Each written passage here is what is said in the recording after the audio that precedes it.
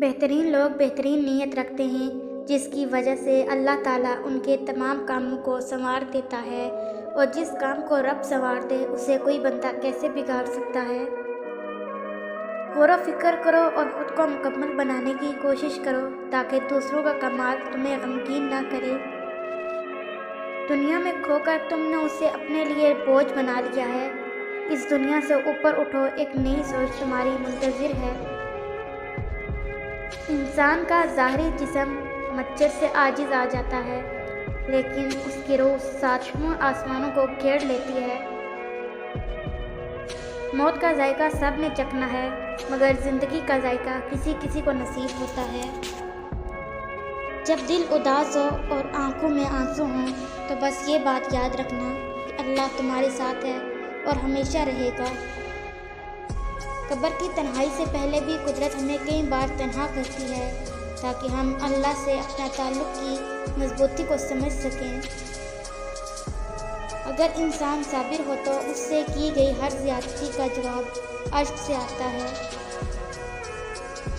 جب کوئی ہمارے کردار پر انگلی اٹھاتے ہیں تو ایسوں سے لڑائی کر کے خود کو ان کی نظروں میں صحیح ثابت کرنے سے کہیں زیادہ بہتر ہے کہ ان کی سوچ کو سمجھ کر خود کو ان سے جتنا دور رکھ سکے، یہی اچھا ہوتا ہے۔ جاگنے والے زندہ ہوں تو سونے والوں کو کوئی نقصان نہیں پہنچا سکتا۔ روح اور جسم کی خواہش تو جا ہے، دونوں کا ساتھ نبھایا نہیں جا سکتا۔ روح کی پرواز عالم بالا کی طرف ہے، جسم کی خواہش زمین پر رہنے کی ہے۔ جب تک انسان کا روح جسم کے ساتھ رہے گا، مقصد حاصل نہیں ہوگا۔ جب زندگی مشکل ہو جائے تو آسان ہونے کی خواہش نہیں بلکہ مضبوط ہونے کا فیصلہ کریں۔ لوگ ڈھونڈتے رہے کہ کامیابی کو، موزن ساری عمر کہتا رہا۔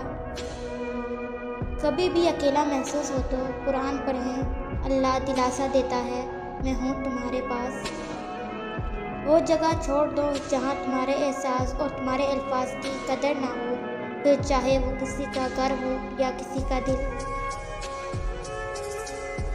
وہ جن کی ساری کوشش دنیا کی زندگی میں کھو گئی اور وہ خیال کرتے ہیں کہ بے شک وہ اچھے کام کر رہے ہیں۔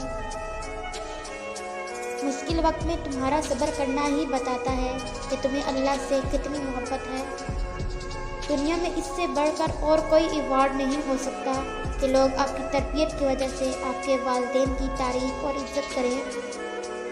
تقدیر سے لڑنے کے بجائے تقدیر بنانے والے سے دوستی کر لی جائے تو بن مانگے سب ملے گا۔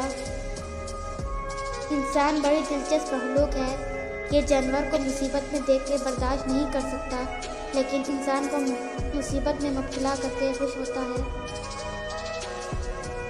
اکثر کہتے ہیں کہ ذرا سی بات پہ تعلق ٹوٹ گیا، لیکن اسی ذرا سی بات کے پیچھے بہت سی بڑی باتیں ہوتی ہیں۔ وہ ذرا سی بات برداشت کرنے کی آخری حد ہوتی ہے۔ حضرت جبرائیل فرماتے ہیں، میں نے مشرق سے مغرب تک ساری زمین الٹ پلٹ کر دیکھی، مگر کوئی شخص محمد صلی اللہ علیہ وآلہ وسلم سے افضل نہ پایا۔ شہزادی سے کسی نے پوچھا، حال کیسا ہے؟ جواب دیا، اللہ کی نعمتیں کھا کھا کر دان ٹوٹ گئے ہیں، مگر زبان ناشکری سے باز نہیں آتی۔